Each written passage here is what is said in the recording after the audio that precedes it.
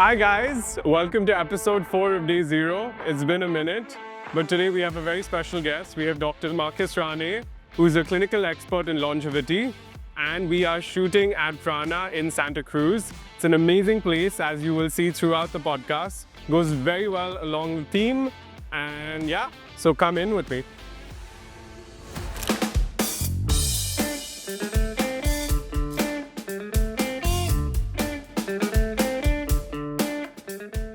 I have a very simple acronym that I like to lead my life by, which is PPFFCC, which is prioritized protein. Okay. FF is fats first, especially at start of day, and CC is cut carbs.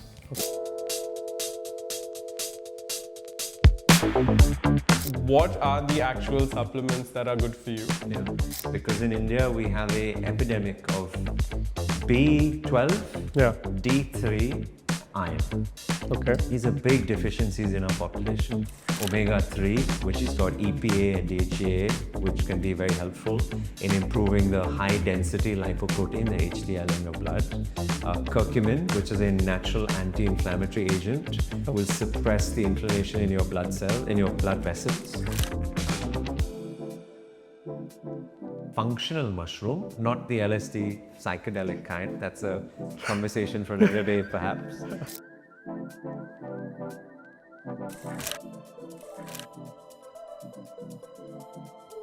Our guest today is Dr. Marcus Ranney, a clinical expert in longevity. You know, he has such an accomplished resume that we had to write it all down so that I could incorporate it all. He is the founder and author of Human Edge, a longevity-trained physician in London who left sick care to work on preventive longevity. He has served as a physician with the British Royal Air Force and as a medical officer at NASA's Kennedy Space Center during a space shuttle mission, and then took that knowledge outdoors, climbing Mount Everest, skiing across the Arctic, and pushing the human body to its literal edges. Marcus, thank you for joining us today. Thanks for having me. So we hear a lot about longevity and biohacking. Yeah. For our listeners, let's break these two concepts down and simplify it. What is longevity and biohacking, and what problems does it solve today in India? Yeah, I think defining longevity is really important because it's being used too often in inappropriate ways. I feel everyone's sort of just sticking that word out there. Do we have Mr. Brian Johnson to thank for that? We do, and that's probably the one contribution that I would favor of his over all the stuff he does, is the fact that conversations like this are happening much more commonplace, and dinner table conversations for everyone.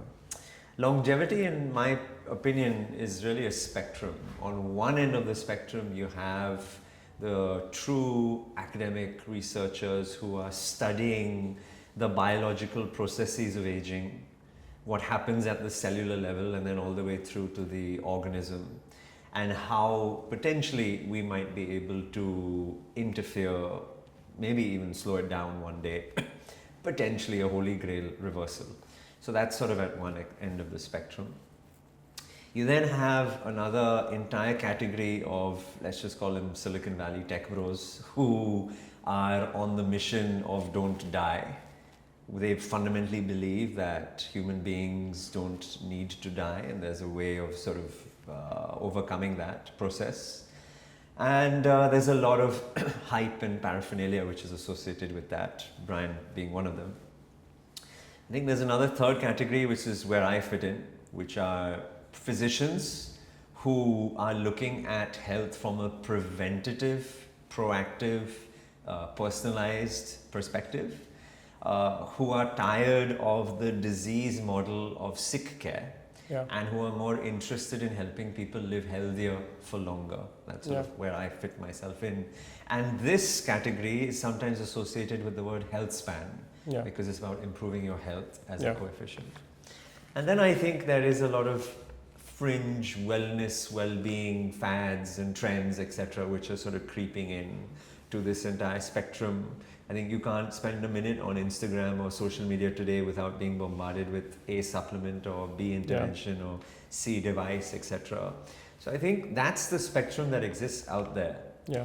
For us, I hope today we can spend time on two of those. Yeah. One is the science of the extreme end, which is, what's the reality of where we are today when it comes to aging as a process and what we can do to measure, quantify, and potentially intervene. Yeah. And then I think the conversation for all our viewers, which is the everyday, which is how do we fundamentally enhance health? What do we need to do at the basics first before trying all the fancy stuff? Absolutely. And hopefully people watching this, over the next hour or so will be able to take away those messages and then lead healthier lives. So that's sort of how I see the spectrum. Then you introduced the word biohacking as well.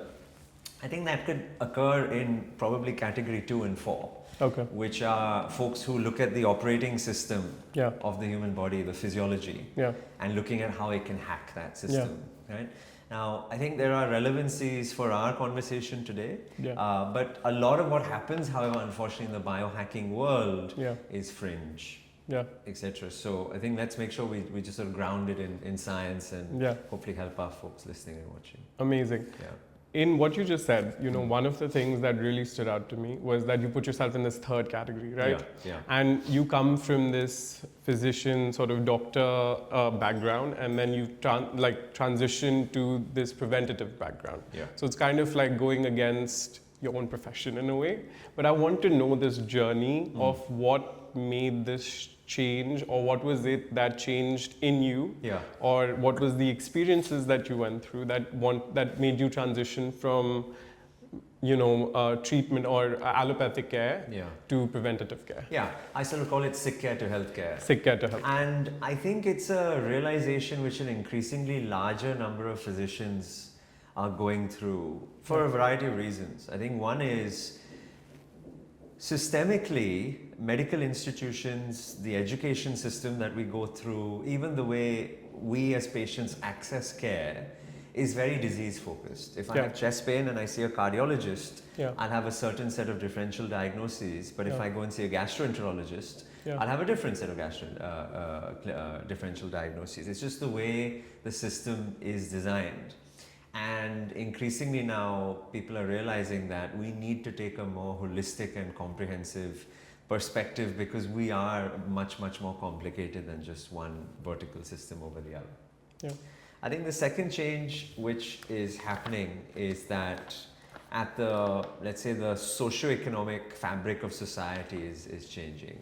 We are beginning to appreciate that the financing and the economics of health or disease as it is delivered today and as it has been, let's say, since the Great World Wars, which is when the real public health institutions were set up, the NHS where I trained and all the other systems around the world which are focused on the populations,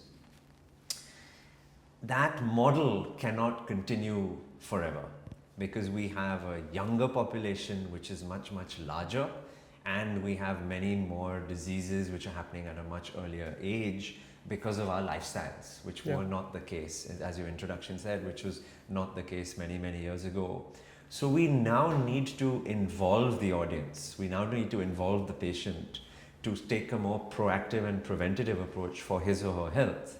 Because if we don't have that as the primary model, we will not be able to afford fixing it from a curative perspective. So those are sort of the big, I think, the big winds of change which are happening the world over. I myself went through a very personal journey. Of course, there was my whole career which happened before medicine, which is sort of the high performance world that I used to inhabit, as you were, Shivam, describing in your introduction, which was space medicine, high altitude medicine, sports medicine, aviation medicine, stuff that I really got a kick from a high performance perspective. But then as one supposedly grows up and we become more mature, and then I entered into the health system and then practiced as a doctor. Many, many years later, the pandemic happened, and then I went on my own journey because of that, becoming unwell, and then having to apply a lot of lifestyle-based practices to myself to improve my sleep and my recovery, to bring inflammation down, to reduce weight, to reverse the effects of steroids on one's metabolic health, all of those things. And that's when I realized just the power that lifestyle can have Yeah. to help us feel better, live longer perhaps. And that sort of was my catalyst, that sort of personal catalyst and transformation to then start to do this for other people as well. You talked about lifestyle, and you mentioned that just because of the changes in lifestyle, people who are younger are getting more diseases, or just the lifestyle change from maybe say 30 years ago, or like the previous generations. But you also hear in the media, and I also see this personally, people who are much younger than me are not drinking. And you see this sort of, I read a lot of stats, and they say alcohol consumption is going down. And generally I see that, like, from when I was growing up, people my generation are of course very focused on like physical health and like, going to the gym. But I see that even more in people who are like maybe say 5 or 6 years younger than me, and younger than that. People are starting earlier, people are more informed, information is more available. So what is the reason that you still see that maybe there is this penetration of disease at a far younger age? Do you think it's environmental, or do you think it is still lifestyle based? Like, what would you say? Undoubtedly, you're correct in the trend, and I see this anecdotally every day with the young people who come and see me, which is alcohol is down, smoking is down, exercise is a larger part of the... I mean, just on Saturday, I was doing my long run with my friends along the Worli Promenade towards Bandra and then back to Nariman Point, and we saw 2 or 3 running clubs, and we all looked at each other and joked that we're the wrong TG because we're all married and we're all above 40, so we can't join in. It's a way, I suppose, of young people meeting each other as well, which is a really healthy thing as well. Being fit is a social experience exactly now. And I think fitness is becoming what is my son says, flexing, right? It's like there's a social kudos associated with currency associated with being physically fit and healthy nowadays. You wear it as a brag of honor, whereas before. So I completely agree with the trend. I think the challenge we have is that trend is perhaps restricted to a few segments of society today, number one. Number two is that the systemic inertia to overcome, to choose lifestyle practices which are healthy has an increasingly becoming harder and harder. To choose the right food to consume versus the food which is readily available. You take one walk through any airport terminal and you will know exactly what I'm talking about, right? How do you find something that is actually healthy for you to eat versus something which is ultra processed, ultra carb, high calorie, salt, fat, etc., etc.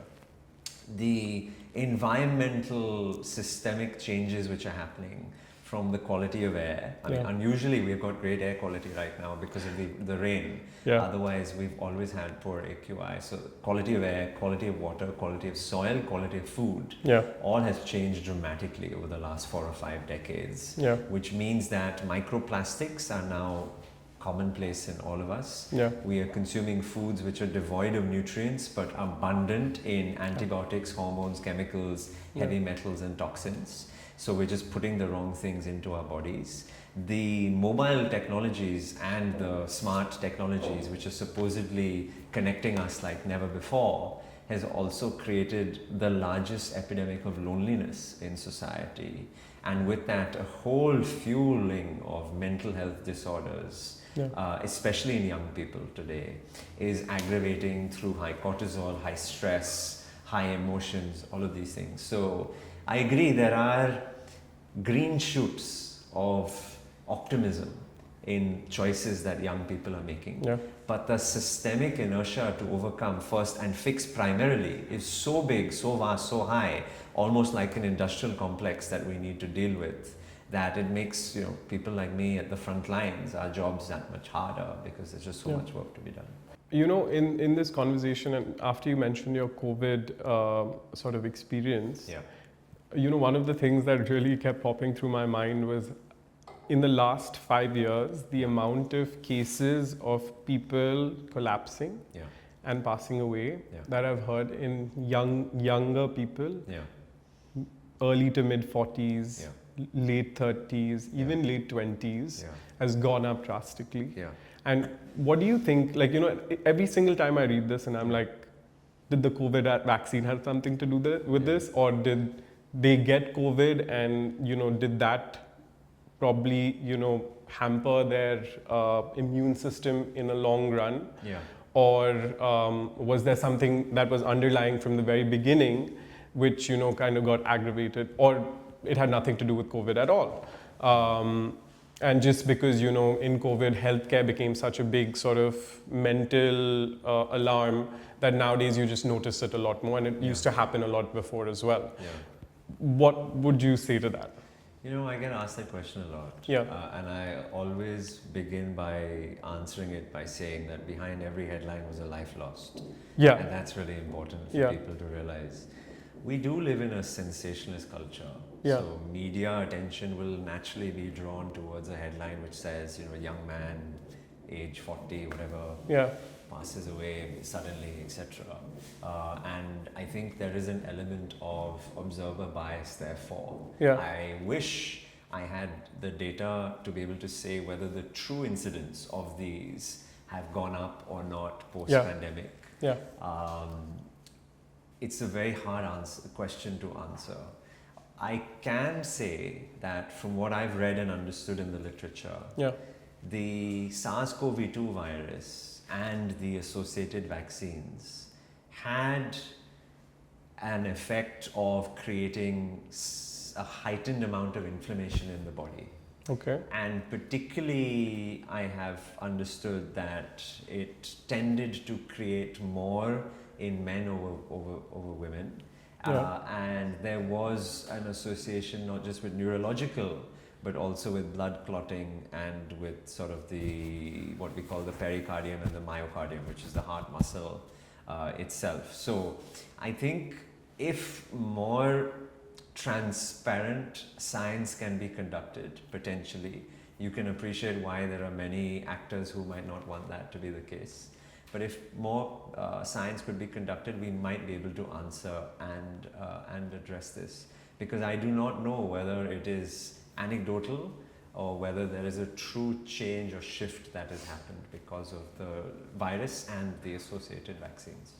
And if, like what you said, if this inflammation point is true, is there a way that, whether it's proven true or not, right? But if it is, and is there a way that, since everyone had to take the vaccine, is there a way that you can work on this, to get it back, to reverse it? So we can use the tools, the diagnostic tools available to us to assess an individual's cardiovascular health and risk.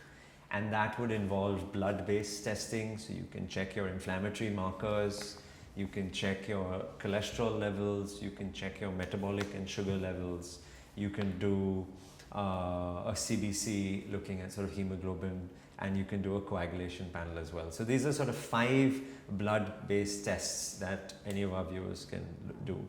You can then look at the electrical rhythms of the heart. The basic is what we call an ECG, an electrocardiogram, which is done at rest. You can do a treadmill stress test, which is when you're on the treadmill and they'll plug you in and look at your electrical rhythms over time.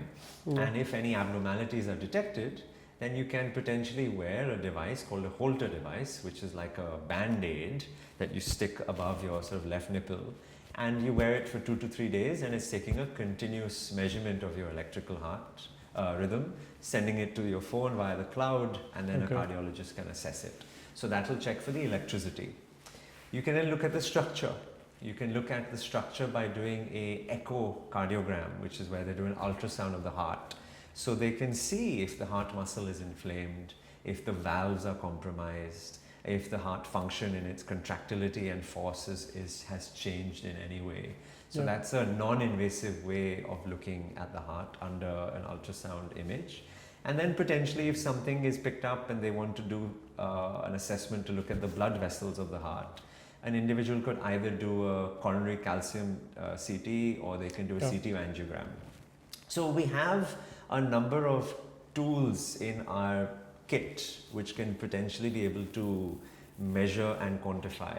The challenge, however, has been honestly that in the vast majority of these individuals, anecdotally you would have maybe read or heard that these individuals had a checkup done in the last X months or Y months, etc., and nothing came up on there. So I don't want to give people a false sense of security either, but what I do want to also allow people to understand is that there are tests which are readily available, which your cardiologist can potentially look at with you and then see whether there's anything glaringly obvious which has been picked up through this process.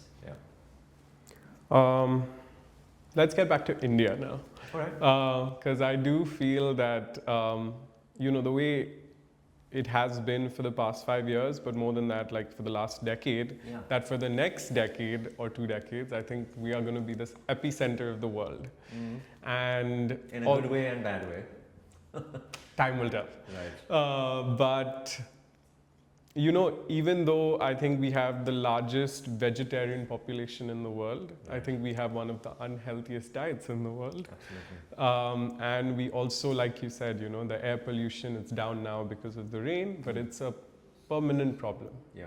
So what are solutions, for, like, say I'm vegetarian, I do eat eggs. Yeah. And like I said, one of my biggest problems right now, or like biggest challenges that I'm trying to solve, is how to get my protein intake without having to have 500 grams of carbs a day, right? So what are things that us Indians can do which, despite our environmental sort of drawbacks, can help us fulfill or live the healthiest lifestyle possible? So when it comes to food, I have a very simple acronym that I like to lead my life by, which is PPFFCC, which is prioritize proteins. FF is fats first, especially at the start of day, and CC is cut carbs. If people can generally abide by these 3 rules, you will solve for 80-90% of all the challenges we see, particularly when it comes to our metabolic health or dysfunction in this country. The problem is our staple, because we are sort of an agrarian society, our staple has always been very carb laden. Rice, South India, roti, North India, potato is the main sabzi in most of the country, etc. And we have a lot of festivals, and those festivals are associated with sweet things. How's the valley for you? I mean, heavy. I mean, honestly, even with all the discipline, it can creep in. So I think the carbs piece is a critical component for people to appreciate, and just reducing the carbs, switching to carbohydrates which are more complex, i.e. they have a lower glycemic index, that's much better for you, and making those changes are very helpful. The second then is the protein. So for everyone watching, the rule is actually pretty simple, which is for every 1 kilogram of body weight, you should consume 1 gram of protein. Now, if you're someone who's exercising a lot, or you are above the age of 60, 65, because your body is not able to digest proteins as well and absorb them, that 1 gram becomes 2 grams, just in terms of thumb rules. But otherwise, it's simply put 1 gram per kilogram. Now, I prefer to get protein from real foods. Absolutely nothing wrong with a good quality supplement. There are many good brands out there. But my preference is for real foods. And whether you're vegetarian, ovo-vegetarian, ovo-lacto-vegetarian, pescatarian, non-vegetarian, or carnivore, that's the whole spectrum potentially, you can get your proteins somehow. So for vegetarians, Greek yogurt is my preferred. I love Greek yogurt as a sauce. We have paneer as well. You have lots of nuts, seeds, lentils, green veggies. What else do you eat actually from a... Lots of Greek yogurt. I'm drowning myself in epigamia every day. I eat paneer at night every day. I do have one protein shake. That's sort of my start of the day. So I usually drink vegan protein. So I have Cosmix. That's the company I stick to because it doesn't have any artificial sweeteners. It uses monk fruit. So I know you said 1 gram is the average, and then 2 grams if you're doing like weight training or like heavy exercise. Yeah. But I feel like, I top myself out at about 1.5. Sure. Yeah, I just am not able to get more than that. Yeah, without having a lot more calories in my diet. So, for me, it just tops out there. But I feel like since, at least now that I'm doing this challenge, right? Like, since I've been doing 75 hard, my rule was to just get 100 grams of protein a day. Right. Before that, I wasn't getting this much and I didn't value it that much. But I feel like my body is one of those that I feel like I have a higher absorption of protein. Right. So I genuinely feel like even with 100, 120 grams of a day, maybe with 200, 160, it would be way higher. Yeah. But at 100, 120, I'm feeling a big difference in the amount of muscle that I've been able to put on and the amount of weights that I've been able to push. But I wanted to actually talk to you about supplements, because you'd mentioned, I prefer eating my protein as well, except the one protein shake. But what supplements are good? Because today, like you said, when you mentioned earlier, you can't go through Instagram without being bombarded with either an advertisement about a supplement or a nutraceutical company or some influencer telling you that this is the next best thing that came from God himself. So creatine is everywhere, so what are the actual supplements that are good for you? Yeah. So the first elephant in the room is to address the fact that unfortunately we live in a world where supplements are needed. Yeah. Because the food we consume just doesn't have enough of the right types of micronutrients that our bodies require, and therefore where is it going to come from? Yeah. So supplements are required. You can try eating the best diet, and if you're lucky enough or fortunate enough to have great quality produce, then potentially you may find that your body is able to get what it requires.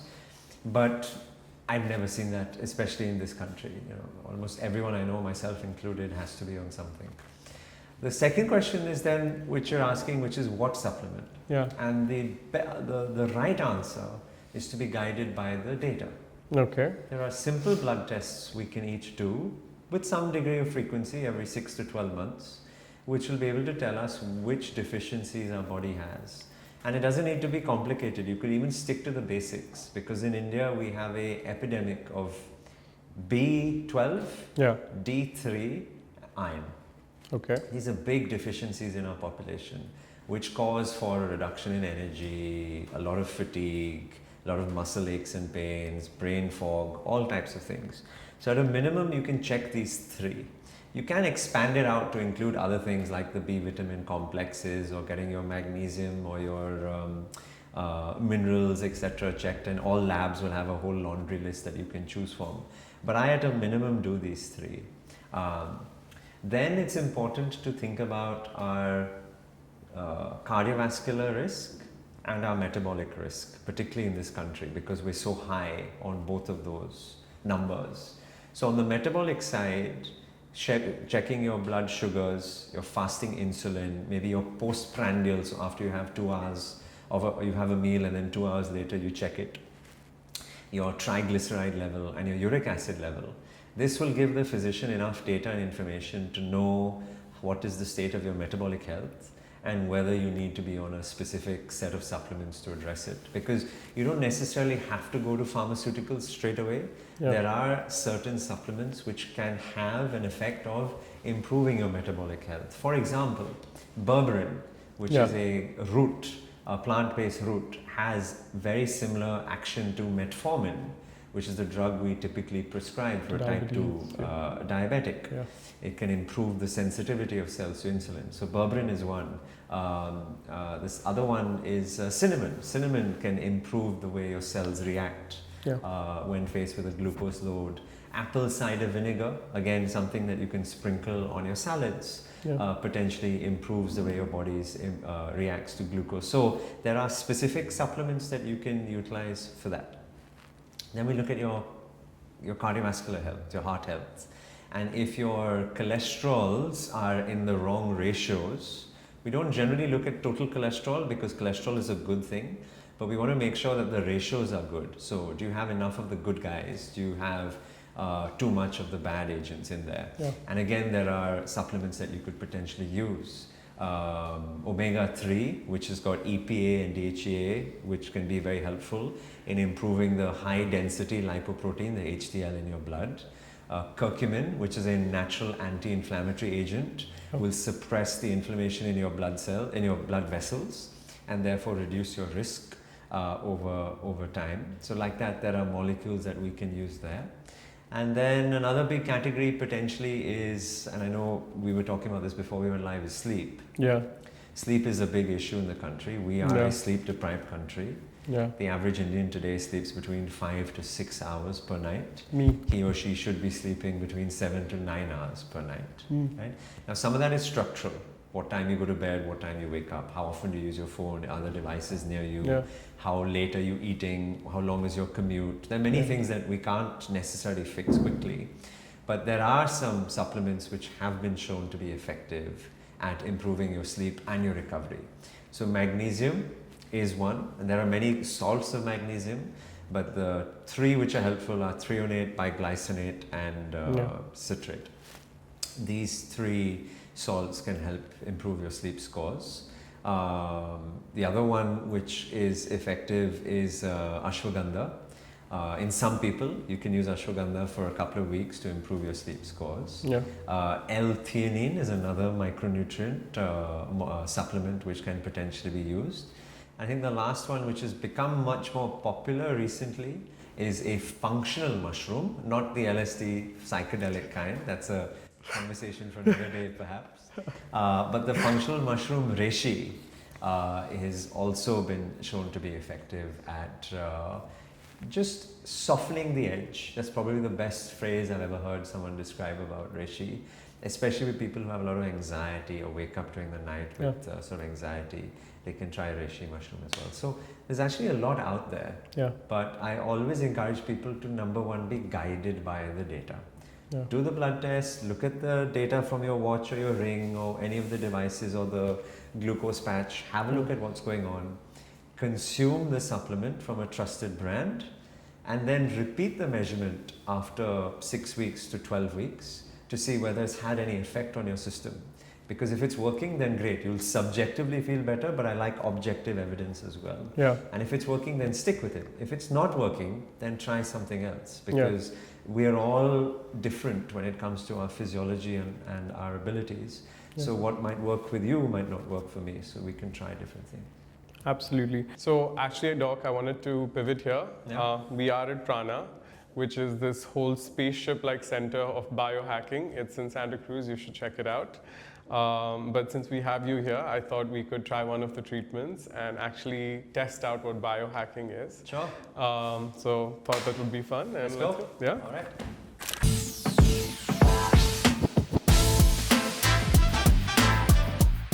This is the red light. That's why I say this is Alpiono. And this one's also Have you done this before? no, I'm not. But I want to come and do. They said it'll take an hour. What it does is essentially it's replicating the effects of pressure. Okay, so it's ticking down and it's increasing the amount of pressure inside of this chamber. Okay. So typically what happens, the pressure is increased. As the pressure increases, the concentration of oxygen molecules in the gas increases. So you are breathing in more oxygen concentration. Nice to meet you. Thank you for lending us your space. I hope you met already.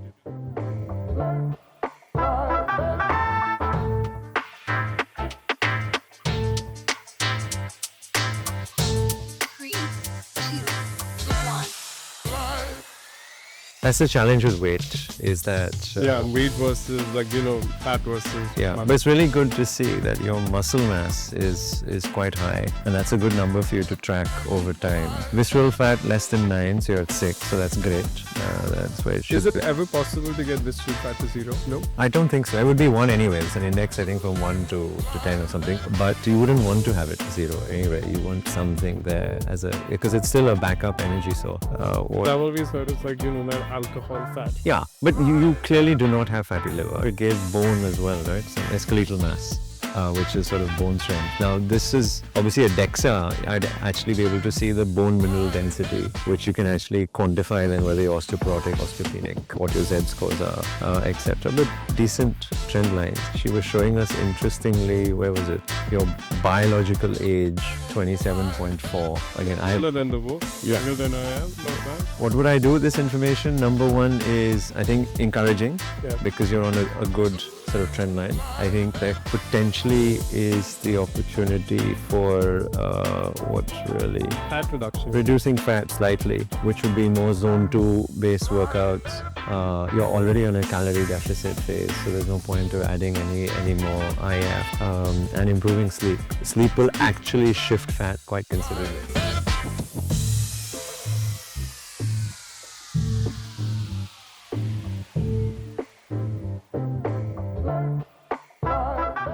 I actually had a very interesting question. You and your wife have this hashtag called GuGoGm. And what is that? It stands for get up, so G-U, get up, get out, G-O, and get moving, G-M. It all originated in the pandemic. The streets of Bombay were the quietest they had ever been. And we found that a way, we both obviously very stressed. I mean, two medicos in the height of a pandemic and leading a massive nationwide social initiative for medicine redistribution was very, very stressful. So we both found great solace and comfort just going on long walks together on quiet streets. And it just became a thing, and we just discovered so much of the city, walking around neighborhoods that we'd never been to before, picking restaurants in Bandra and walking from home in Cuff Parade, and people thought we were crazy to do it, but it was just stuff that we started doing. And then it just developed into things we would do with our friends. And actually a very, very dear friend of, I have to credit him, Prabhav, because he came up with it one day. He said, oh, it's the get up, get out, and GuGoGm. And so we said, that's a really nice hashtag, that's going to stick. And it has stuck. It's now been 5-6 years. I think it's now become a philosophy for us, which is, it's about, number one, couple time. So we're a big fan of walk and talk, especially with 2 young kids. It's noisy at home, so it's the only time we get to spend time together. Number 2 is it allows us to plan for one big expedition every year. We did Kilimanjaro a few years ago. We then went to the Arctic Circle on a ski trip. Last year we climbed India's highest trekkable peak, which was Jojongo. And then all the marathons and triathlons, all those other stuff in between. So it's that. So that is it. It's just a fun thing that we like to do, and we bring people along with us. So get up, get out, get moving. Yeah. That's amazing. Yeah. It's so funny that when you describe these walks, right? So I've been doing 75 hard, and we've discussed this. Yeah.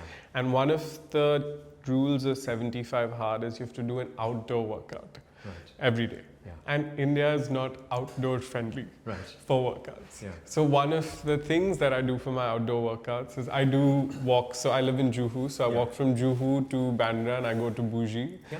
So like you said, go to a restaurant, get a coconut water, and I take an auto back, and that's exactly a 45-minute walk. Yeah. And before I started the challenge, I thought that the outdoor workouts would be the part that I dreaded the most, but it's honestly the thing that I've enjoyed the most in the challenge. And it's made me realize a lot of things. And the biggest thing about healthcare or longevity that I don't like right now, and I want to get your opinion on it. And I've heard Brian speak, he was in India, and it seems like it's only accessible to the wealthy. Like if you have money, you can live forever or for a very long time, but we are not a wealthy country. 70 or 80% of our population is below the poverty line. And even the rest of it, there's not people for whom longevity is the biggest problem they're trying to solve, but eventually they might get there, right? What are habits that people could incorporate, like 3 habits to have this sort of, like how to get healthy in their lifestyle, or to, focus on longevity? You know, Shivam, many years ago, a sociologist, Dan Beutner, was commissioned by National Geographic to study parts of the world where people who live there had a highest probability of living to be either centenarians or supercentenarians. Now that study has been known as the blue zones, and you probably have seen the Netflix documentary. No, I haven't. Yeah, it's a very interesting yeah. series. It's on Netflix. It's called Live to 100. There are formally 6 blue zones around the world. And these are communities of people where, as I said, you have this inordinate probability of living to be super old. What's fascinating is, until the 6th one was introduced, which was only, I think, last year or the year before, which is Singapore, the other 5 are small communities which tend to be more rural, where I don't know what the socioeconomic or the GDP, not GDP, but the affordability of those are. Yeah. But these are people who live life very simply. Okay. And they are yet living lives which are very long as well. And so I became very fascinated with that. I had the chance to interact with him on one of our longevity forums through the pandemic. And since then, every time I visit, and I do so much travel in the country to small pockets which are sort of disconnected from a sort of a nature side of things, I always engage with people who are living in these villages and small towns. And it's amazing how many of them actually end up living to be 80, 90 plus. And I think the fallacy may be potentiated because of social media, is this whole tech bro culture, which is if you have enough wealth, you'll live a long time. I think it's the converse. I think if we are able to simplify our lives more towards the basic practices of which we've evolved for many, many years, generations, we're more likely to put ourselves in that position. Going back to the basics of engaging with the land, the act of touching soil and the extension of that onto your biosphere of your hand, then consuming that food, going into your microbiome, the natural synergy which exists there, which has been broken by the ultra-processed food industry, right? The fact of drinking clean water which comes from a spring or a well, which is steeped in micronutrients from the soil, as opposed to us having to percolate, reverse osmosis, and do all the fancy things and gadgets from there to fuel and feed the cells because we are 70% water. All of these things around rest, recovery, move. And where I'm going with this is that I therefore challenge that hypothesis. And for me, and everyone who's ever interacted with me clinically will know that my framework of longevity or health span is actually based on 5 principles. Number 1 is sleep. Number 2 is fuel. Number 3 is move. Number 4 is breathe. And number 5 is connect.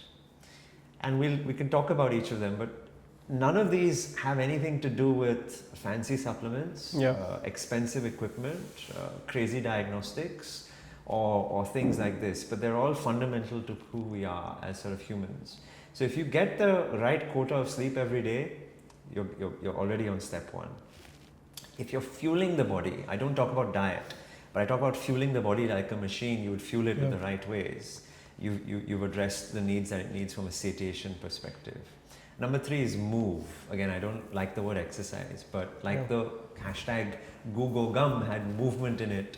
Our bodies are meant for movement. It could be farming, it could be household chores, it could be walking a dog, it could be dancing with your spouse or your partner, whatever it is. Just move every day, and that's really important.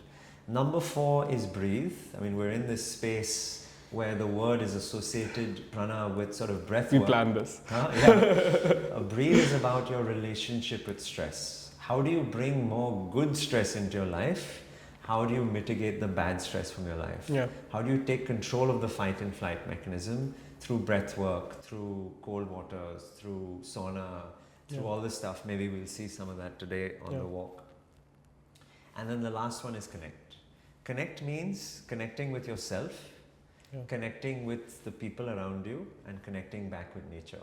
If you can build a life where these 5 pillars become your foundation, trust me, you are 99% of the way to longevity. Everything else is bells, whistles, and frills. Fair enough. Yeah. It's so nice to see, because like when you hear about like the 17 different supplements, you look at Instagram and there's like just pills after pills after pills, like these trays that people are taking morning, afternoon, evening. Yeah. First of all, it doesn't seem sustainable. Right. Second, it does not seem like accessible. That's the problem. Like, how many people can afford to buy that magnesium, to buy that fish oil, to keep all of those things, the best quality, you don't even want the second best quality. Yeah. So how, it's so nice to hear that like all that's like extra, but if you have the basics and the foundation right, you're already 90% of the way there. Yeah, the problem, Shivam, is that the basics are becoming increasingly hard to do. That's true. That is the complication of our lives. We've designed a world for comfort, but we've forgotten that true growth, anything worthwhile, actually happens in discomfort and inconvenience. Yeah. And that's not how we've created this place. That's a great segue to actually my next question. So I'm reading this book, right? Yeah. It's the 4th book of my 75 Hard Journey, and I don't know if you read it, the Almanac. Yeah. And there's a few things that Naval talks about, right? Yeah. And one is like, which I want to ask you as well, is he's not a big believer of meditation and yoga. Sure. And I've just reached that part, so I don't know how it'll unfold, but I wanted to ask you, because I actually do think meditation is important. Yeah. And our lives are more stressful nowadays. Yeah. I'm also a certified yoga instructor, so I can't diss the yoga. Right. But I do think it's made me a more patient person. Yeah.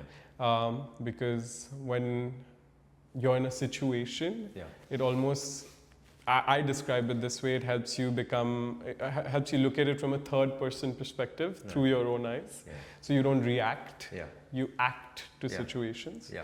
But what is your opinion on yoga, meditation, and overall stress management in general? So let's first discuss the word stress. Yeah. Because too often in life, we only associate that word with its negative connotation. Yeah. Stress from a biological perspective actually exists to create the fight and flight response, which was there for us to either get out of danger, i.e. run away from the lion, chase down the deer, fuel ourselves, or compete to have a mate. So there's a real biological need for stress, and it's why we all experience the fight and flight mechanism. So physiologically, we can define good stress as eustress, E-U-S-T-R-E-S-S. That's the actual terminology for the good application of stress in your life.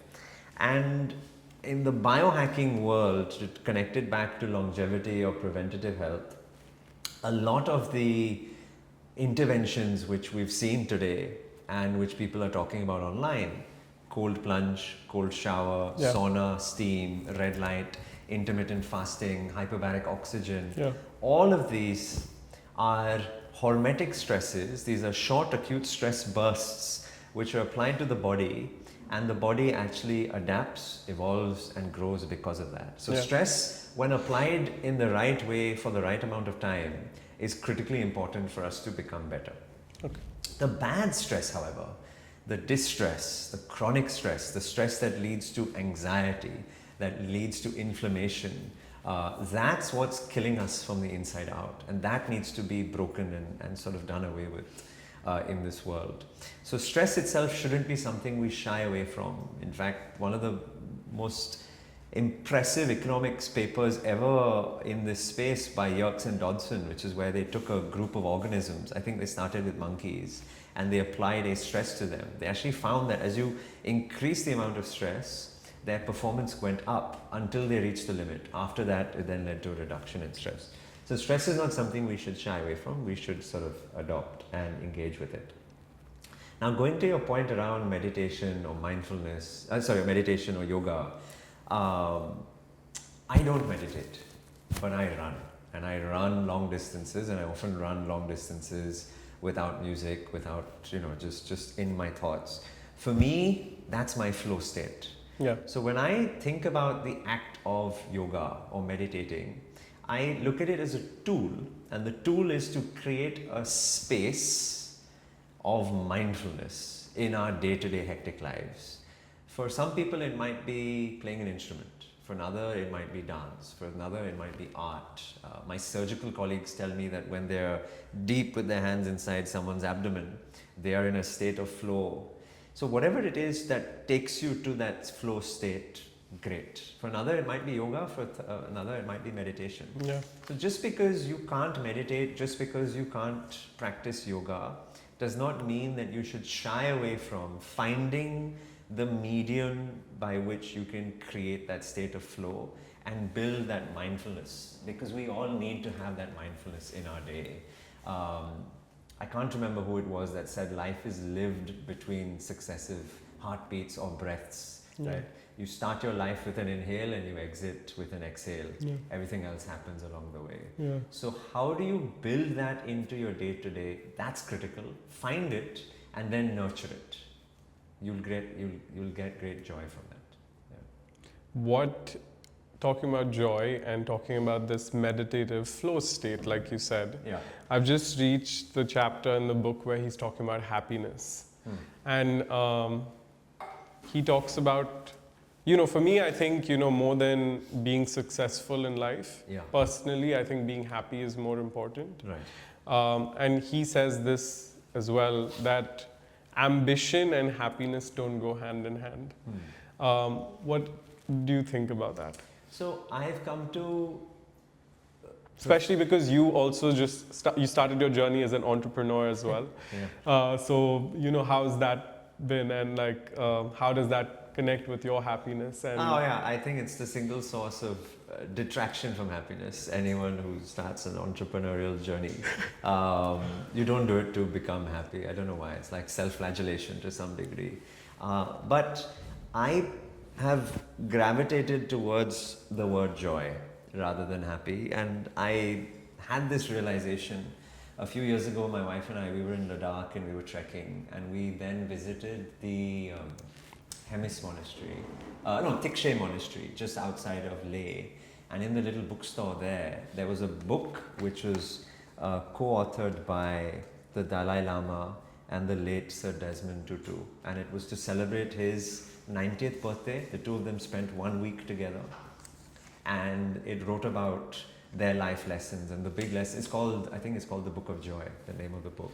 And the reason I prefer the word joy is because when we think about happiness, we need to appreciate that if there's happiness to exist, it has to exist in the presence of sorrow and pain. The one cannot exist without the other.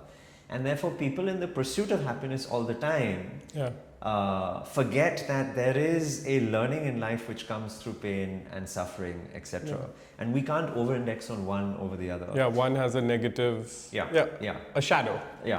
So for me, joy allows the two to exist in an equilibrium, because I can be joyous in the melancholy of life. I can take the learnings of sadness, despair, because we'll all experience it at some point. It's an important part of being human. You have to take the ups and the downs. And so I personally, where I would disagree with Naval's work is, I don't like the phrase, or I don't like to over-index on happiness or the pursuit of happiness alone. For me, it's about where can I build more joy into my life, understanding that some things may be discomfort or uncomfortable, but it may still lead to long-term joy. And that's how I sort of try and structure things. Fair enough. Now, getting back to a little bit of biology. When we were growing up, 6th grade biology, you learned about mitochondria. We were growing up at very different ages, as I've discovered. When I was growing up, in 6th grade biology, you learned about mitochondria. And the powerhouse of the cell. And you love the word mitochondria. I have the you called yourself Captain Mitochondria in med school. I did. And I just want to know what is this fascination with mitochondria, and what is so great about mitochondria? It's almost unhealthy, the obsession I have with it, but there is nothing which is not great about mitochondria.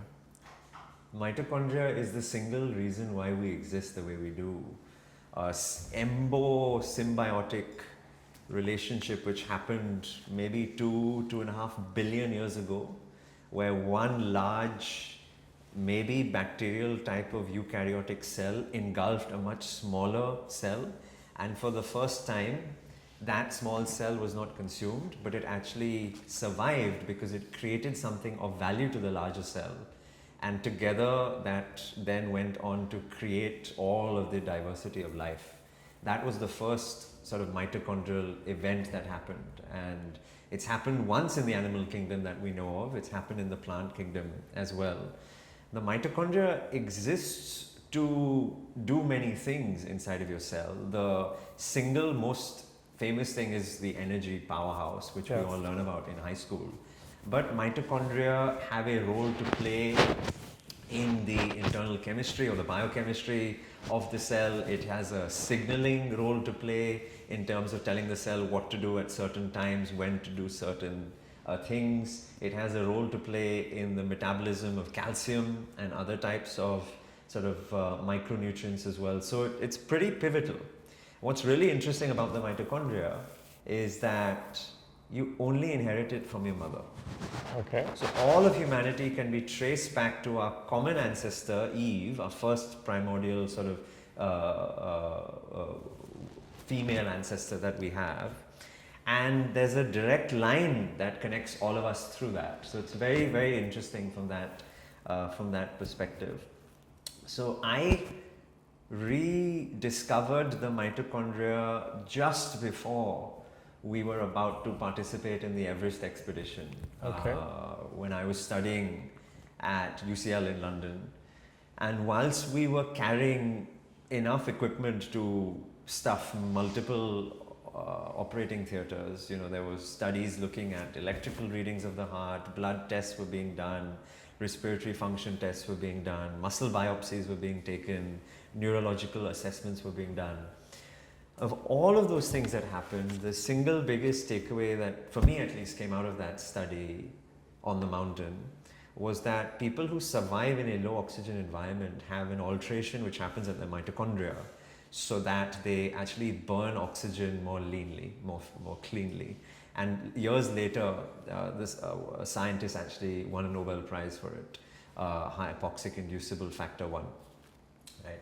So I think mitochondria are fascinating from a performance world, and now in the preventative world of longevity, it is one of the hallmarks of aging. And anyone who's interested in longevity can look up online, you know, the hallmarks of aging, and they will see mitochondrial dysfunction as number 1, number 2, number 3, one of the big hallmarks of it. So if we can learn to take care of our mitochondria into our old age, we are more likely to be able to slow the aging processes which happen inside of our cells, and therefore mitigate the decline or the frailty which naturally happens as we get older. So for me, it's the high performance world and the longevity worlds have now suddenly combined, and mitochondria, which is something I discovered all those years ago, fell in love all those years ago, is central to that. When you talk about slowing down aging, you know, according to my Whoop, and I want to know your how accurate this is. Now the Whoop shows you your biological age. So according to my Whoop, I'm 3.7 years younger. Okay. Which is, you know, it started off at a higher number than that. So it shows that I'm 3.7 years younger. How does it actually like calculate that? So there's the actual amount of age which I'm lower than my biological age, and then there is the pace of aging. So right now it's at a -0.2. It had gone all the way up to -0.5. but I think, you know, my sleep's not been that great, so it keeps going up. Yeah. But what are like the 2-3 things that, or like the biomarkers that you would associate with longevity? So unfortunately, all of the consumer grade age tests, whether it's the saliva swab, whether it's the wearable devices, they're all flawed. And therefore, I always counsel my patients to understand that it's a vanity metric. There's no clinical decision that one can take just based on that number. That being said, if you're using the same measurement over time, you're at least more likely to get a trend line.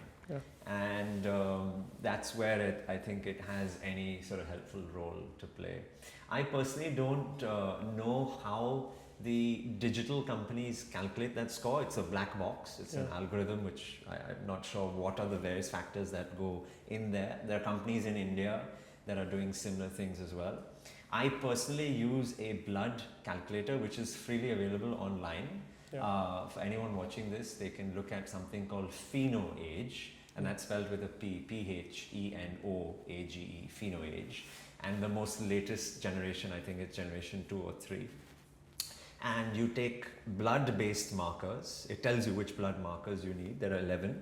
You put the values in, and then it creates a calculation. The reason I like it is blood is always, tends to be much more accurate versus some of the digital devices.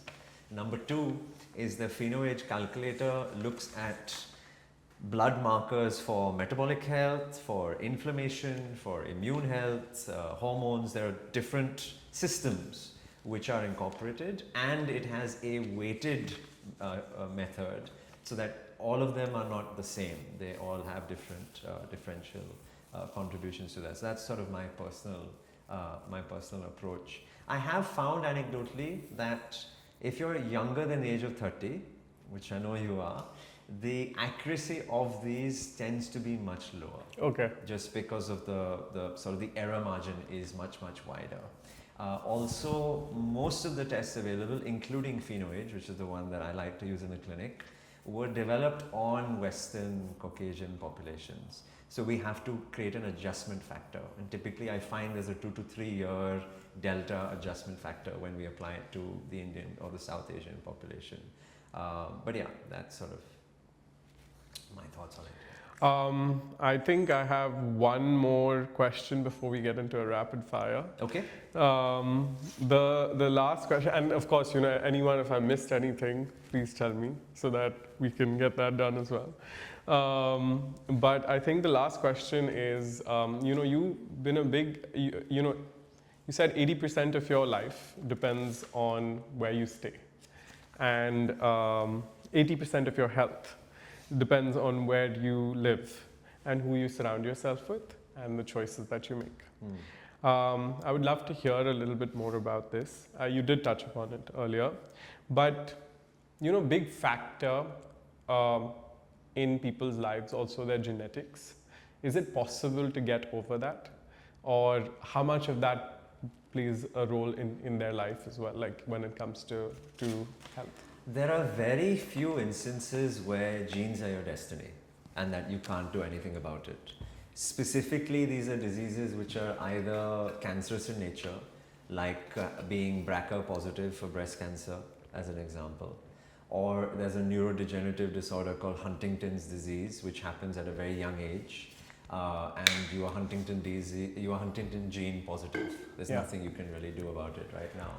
So like that, there are probably a handful of diseases where being a carrier or being an autosomal dominant, having 2 copies of the same gene, will influence your reality.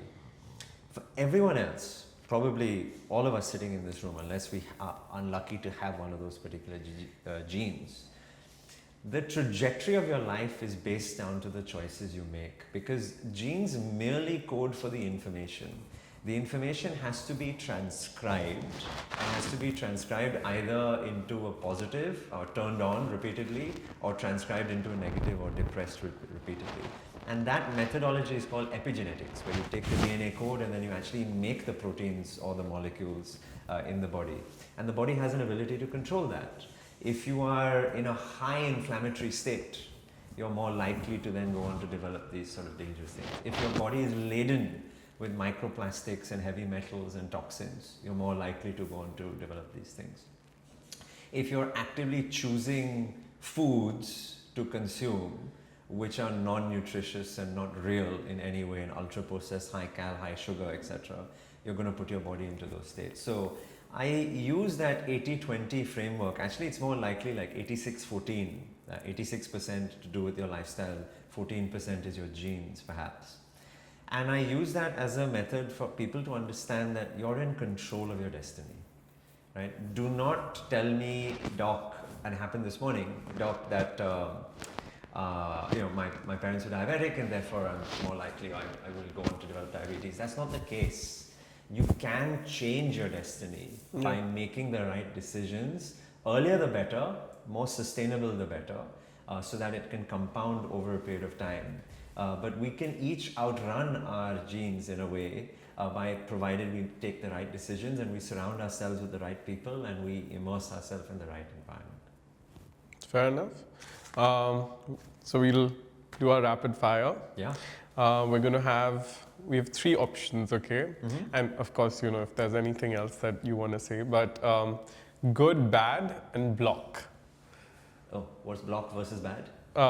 Bad is, like let's just say not good for you. Block is like just completely stop it, like not at all. Like, you not support it 100%. Okay. And good is, of course, morning caffeine. That's a tough one. It's neither good nor bad. Yeah. In healthy doses at the right amount, it can have a great advantage. Energy drinks. Oh, I would say bad. Magnesium. Good. Melatonin. Bad. Caveat, in specific use cases can be used effectively, but not for people who can't just sleep because of lifestyle stuff. Yeah. Cold plunges. Good. Intermittent fasting. Good. Ozempic or Mounjaro? Again, it has a specific clinical role to play, and in those people, good. For everyone else who's just using it just from a vanity perspective, block. Yeah. Yeah. 10,000 steps. Good. 75 hard. Good. You have to say that. Intense short-term diets. Bad. And bad to block, actually, yeah. Gym workouts versus sports. They're equally important. I wouldn't distinguish between the two. Yeah. A skincare routine. Good. Yeah. Yeah. Sleep. And again, earlier the better. I wish I knew this in my 20s and 30s. You could pass off as younger than me. Okay. So don't worry about it. Right. I think, that's all. Anyone else want to ask any rapid fire questions to Doc? No, but I think Ozempic is doing quite a bit right now in India. So any take on that drug? So I don't actively prescribe Ozempic. And Ozempic is just a placeholder for the GLP-1 agonist. Correct, yeah. Right? We must appreciate that was a drug developed for a particular use case, which was a person with known diabetes where there was an insulin resistance or deficiency. And it just happened to be that they started to lose weight as a side effect of the drug. Now, the pharmaceutical industry have repackaged it as a weight loss drug. I think it has a role to play in people who have metabolic disease, who can use it as a catalyst supported with the right lifestyle changes for a short period of time. It's an effective tool to have, but it must not be abused for a long period of time. It should not be given to people who don't have metabolic dysfunction, who are just using it purely vanity, wedding coming up, I want to shed some weight, shoot coming up, I want to shed some weight. Yeah. Those are dangerous. And it should not be used long term because we just do not have enough long term data on this. My only question, expanding on that a bit, is that from what I've heard, right, and from what I've read, it suppresses your appetite, so you don't intake enough food. Yeah. And that idea of losing weight, like say, because of this challenge, right? I've been eating on a calorie deficit, but I've been trying to get my proteins in. Yeah. That's the most important because I want to keep my muscle. Yeah. If I'm not eating enough, aren't you essentially losing not the good kind of weight? Absolutely, absolutely. And the reason why I'm such a big fan of the body composition machines that we saw earlier is that it allows you to differentiate between fat, muscle, and other when it comes to your weight. Yeah. And that's really important because too often we are obsessed with weight as a metric, forgetting that muscle is more dense than fat.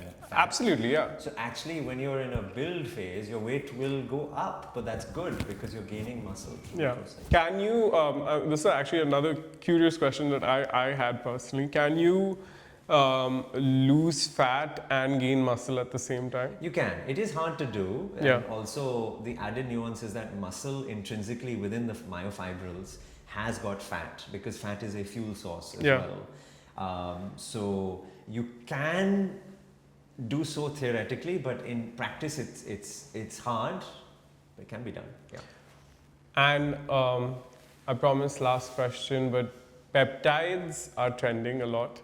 And I've been reading a lot about some peptides, especially BPC 157.